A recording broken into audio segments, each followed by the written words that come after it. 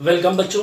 आज के इस लेक्चर में मैं आपको सेल चैप्टर का इंट्रोडक्टरी पोर्शन तो मेरा फिनिश कर चुका था। मैं आपको आज के इस लेक्चर में मैं कुछ स्पेशल फैक्ट्स आपको सेल के बारे में बताऊंगा और एक सेल का एक ग्राफिकल रिप्रेजेंटेशन के थ्रू ये बताने की कोशिश करूंगा कि एक्चुअल में आपको पढ़ना क्या क्या है और कैसे पढ़ना है, कितनी चीजों को आपको कवर करना है। और प्रोकैरियोट और यूकैरियोट के बारे में लिटिल बिट इंफॉर्मेशन दूंगा, क्योंकि प्रोकैरियोट्स और यूकैरियोट्स के में एक्सप्लेनेशन के थ्रू, मतलब वेरिएशन के थ्रू इंफॉर्मेशन आपको नेक्स्ट लेक्चर में मैं दे पाऊंगा।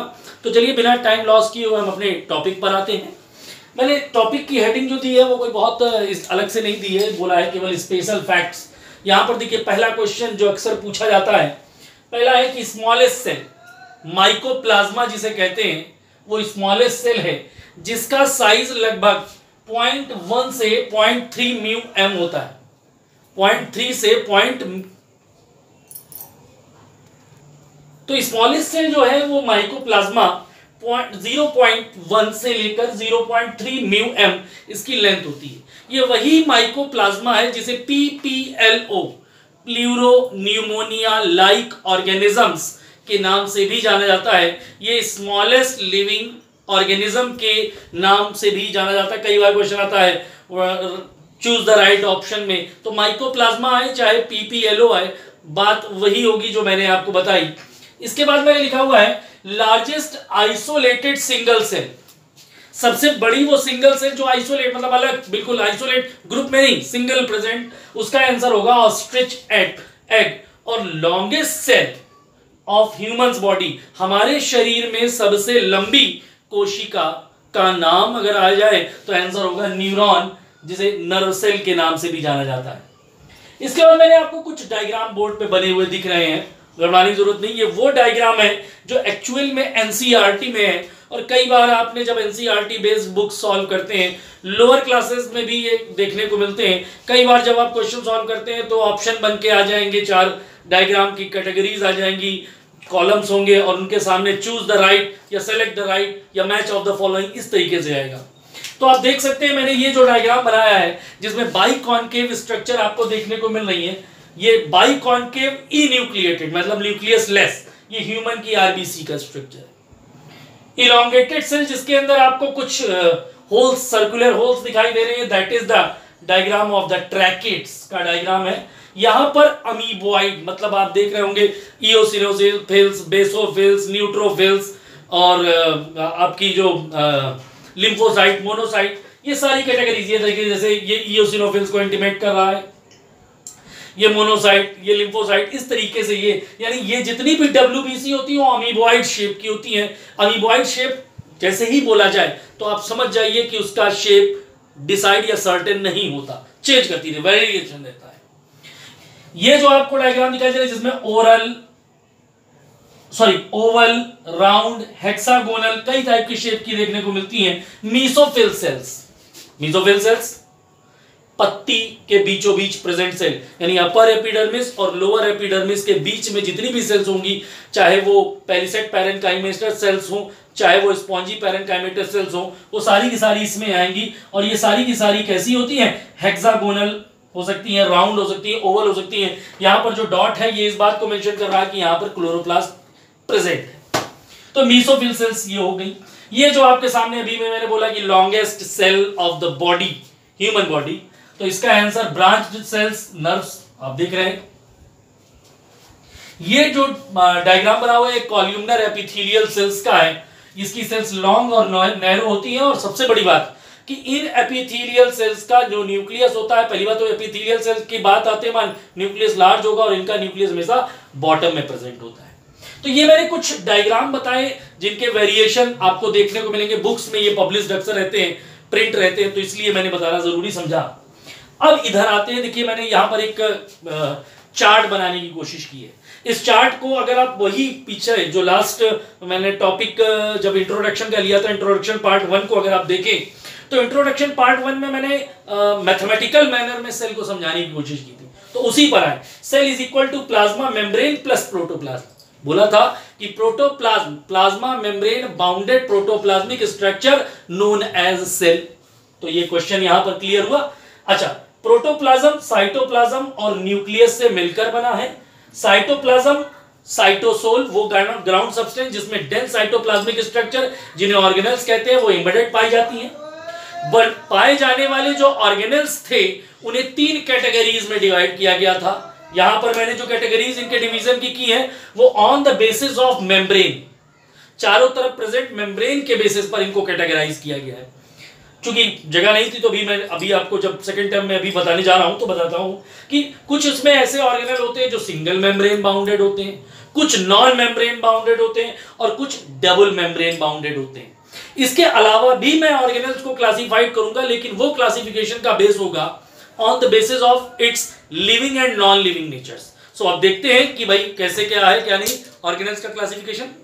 कि अगर किसी भी सेल के अंदर प्रेजेंट जो भी कंटेंट थे सेल के, उनको अगर हम कैटेगराइज करना चाहें, यहां पर मैंने 2 इंडेक्स बनाने की कोशिश की और 2 इंडेक्स में मैंने कुछ चीजें आपको जस्टिफाई करने जा रहा हूं। देखिएगा केयरफुली, यहां मैंने ऑर्गेनल्स को उनके चारों तरफ जिस मेम्ब्रेन के थ्रू वो इनक्लोज्ड है उसके बेसिस पर 3 कैटेगरीज में डिवाइड किया। आपने पिछली इंडेक्स में देखा था, लेकिन वो जगह की कमी की वजह से मैंने उसको एक्सप्लेन नहीं कर पाया तो इधर मैंने लिया है। वो ऑर्गेनल्स जिनके चारों तरफ किसी भी टाइप की non membrane bounded, no membrane takes place around the organelle, उनमें 2 ऑर्गेनल आएंगे। एक ऑर्गेनल जिसे सेंट्रोसोम कहें, चाहे अब सेंट्रोसोम और सेंट्रियोल मैंने स्लैश लगा के लिखा इसलिए क्योंकि 2 सेंट्रियोल मिलकर के एक सेंट्रोसोम का ऑर्गेनाइजेशन करते हैं और दोनों जब एक दूसरे से राइट एंगल पर सिचुएटेड होते हैं। अभी इसका एक्सप्लेनेशन आपको मिलेगा। यही रीजन था कि सेंट्रोसोम को डाइप्लोसोम के नाम से भी जाना जाता है, लेकिन ये ऑर्गेनेल केवल आपको एनिमल सेल में देखने को मिलेगा, प्लांट सेल में सेंट्रोसोम देखने को नहीं मिलता। राइबोसोम और सेंट्रोसोम 2 ऐसे ऑर्गेनेल्स हैं जो नॉन मेम्ब्रेन बाउंडेड होते हैं, चारों तरफ किसी भी टाइप की कोई मेम्ब्रेन इनमें प्रेजेंट नहीं होती। सिंगल मेम्ब्रेन बाउंडेड, चारों तरफ केवल यूनिट मेम्ब्रेन से बाउंडेड हो, इसमें कई ऑर्गेनल्स आते हैं। Endoplasmic reticulum in Hindi known as अंतः प्रद्रव्य जालिका, in short it is known as ER। Lysosome जिसे सुसाइडल बैग भी कहा जाता है। या राइबोसोम देख ले तो राइबोसोम को प्रोटीन फैक्ट्री के नाम से इसका निकनेम है क्योंकि ये प्रोटीन सिंथेसाइजेशन में पार्टिसिपेट करता है। Golgi complex traffic policeman of the body, plant cell के एनिमल सेल के अंदर, जबकि प्लांट सेल में ये नॉन मेम्ब्रेन बाउंडेड होता है क्योंकि इसके जितने भी पार्ट होते हैं वो सब डिस्क्रीट मैनर में प्रेजेंट होते हैं, इसीलिए वहां पर यानी प्लांट सेल में गोल्जी कॉम्प्लेक्स ना वर्ड यूज करके डिक्टियोसोम वर्ड यूज किया जाता है। Next is vacuole which is known as a dump yard in plant cell. अभी जब आप प्लांट सेल देखेंगे तो प्लांट सेल का मैक्सिमम पोर्शन यानी 90% पोर्शन कवर करके रखता है ये वैक्यूल।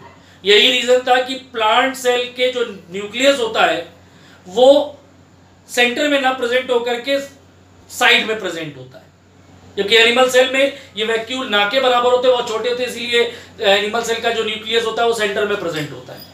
सेंट्रीपिटल और सेंट्रीफ्यूगल कंडीशन अभी मैं आपको समझाऊंगा। डबल मेम्ब्रेन ऑर्गेनल्स जो 2 मेम्ब्रेन से इनक्लोज्ड रहते हैं, इसमें केवल 2 आएंगे, mitochondria power house of the cell and plastids. Kitchen of the cell कहलाने वाला ऑर्गेनल जिसे कहते हैं क्लोरोप्लास्ट, वो ये प्लास्टिड का ही काइंड है। प्लास्टिड 3 टाइप के होते हैं, ल्यूकोप्लास्ट, क्रोमोप्लास्ट एंड क्लोरोप्लास्ट। तो यहां पर आपने देखा मेम्ब्रेन के चारों तरफ प्रेजेंट जो मेम्ब्रेन है उसके बेसिस पर मैंने इसे कैटेगराइज किया।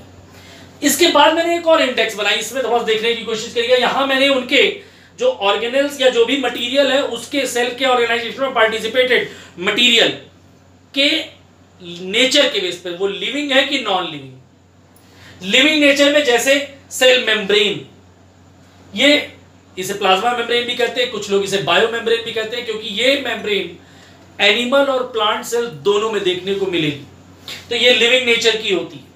जबकि सेल वॉल जो होती है वो केवल प्लांट्स में देखने को मिलती है और ये नॉन लिविंग नेचर की होती है। Endoplasmic reticulum, mitochondria, Golgi complex, ribosome, lysosome, centrosome which is only takes place in the animal cell and plastid which is always reported in the plant cell। तो ये सबके सब जो आपने देखे ये सारे के सारे लिविंग पार्ट है। अच्छा ये मैं क्या आप कहेंगे नीचे मैंने क्या लिखा है, तो ये न्यूक्लियस है। न्यूक्लियस एक्चुअली 4 पार्ट होते हैं न्यूक्लियस के, न्यूक्लियर मेम्ब्रेन, न्यूक्लियोलस, न्यूक्लियोप्लाज्म और क्रोमैटिन।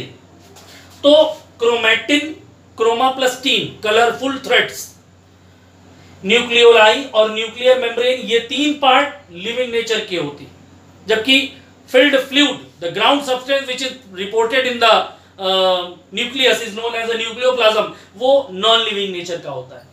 इसके अलावा आप देख चुके हैं सेल वॉल, ग्रेन्यूल्स जो आपको सेल्स के अंदर साइटोप्लाज्म में रिपोर्टेड मिलेंगे, वो वैक्यूल्स और फैट ड्रॉपलेट्स, ये सारी की सारी चीजें किसमें आते हैं, नॉन लिविंग नेचर के। तो आप देख सकते हैं कि ऑर्गेनेल्स को मैंने मेम्ब्रेन के बेसिस पर क्लासिफाइड किया और प्लांट के जो पूरे सेल के पार्ट्स को मैंने उनके लिविंग और नॉन लिविंग नेचर के बेसिस पर डिवाइड किया। आई होप मेरी अभी तक की बात आपको अच्छी लगी होगी, समझ में आई होगी। नेक्स्ट लेक्चर में मैं आपको प्रोकैरियोट्स के बारे में, बैक्टीरियल सेल को एग्जांपल लेता हुआ प्रोकैरियोट्स के बारे में एक्सप्लेन इंफॉर्मेशन दूंगा। प्रोकैरियोट्स और यूकैरियोट्स जान लीजिएगा, वो मैं बताऊंगा अभी आपको।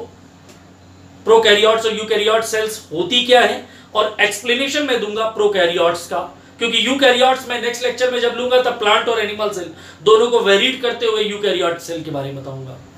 सो good bye, stay safe, stay home.